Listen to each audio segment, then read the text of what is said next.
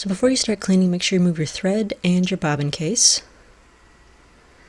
And then get yourself some sewing machine oil. And usually they have, at the top of them, there's a long tube that comes out like this. And you just pull the cap off the end. And then when you squeeze the bottle, the oil goes up the tube and it allows you to get into those really hard to reach places on the machine. Now if you have your manual, it'll show you all the places to oil, but if not, you can just kind of use the common sense method where you oil anything that moves, any of the moving parts. So open the front of your machine and take off the top. I just got a few screws that holds it on. Yours might be a little different. And then if you turn the balance wheel, you can see the parts that move on the front of it. Pull the needle up and down. So you'll definitely want to oil there. Sorry, the straw on this is kind of hard to see, but you can kind of see it moving there. So you just oil anything along that bar that moves. Again, turning the balance wheel so you can keep track of what's moving, and it also helps the oil get in behind any of the pieces that hold the bar on.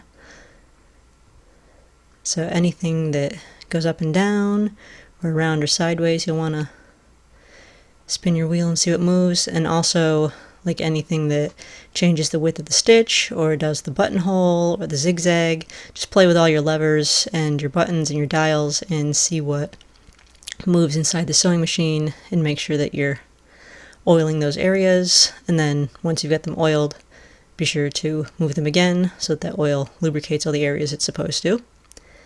And so then just put your top back on and close the front of your machine.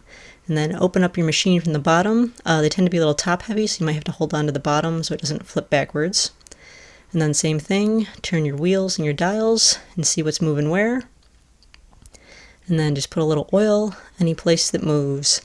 So on the bottom there's a lot of places that move. On my machine there's a few little holes that are actually meant to have the oil put in them, and that lubricates the bars within.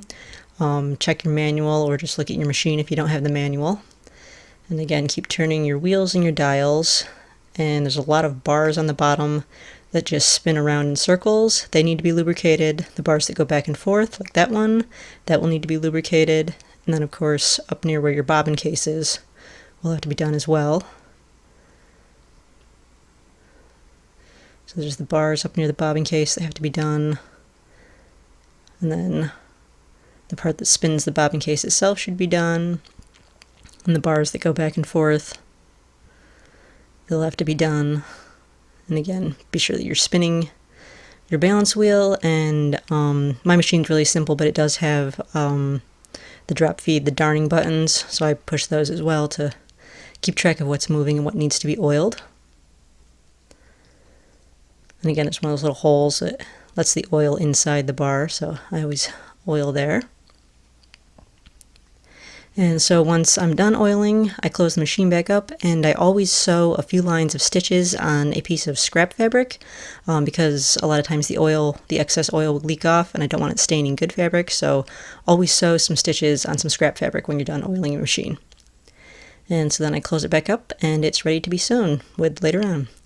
And the table I keep it on is it's an old Singer treadle machine, which is not in the greatest shape because this thing is over 100 years old. I believe this is a 1915, but I like it because it's got the drawers so I can keep all my stuff in it. It's the perfect height to keep my other sewing machine on, so keep all my pins and stuff in the drawers.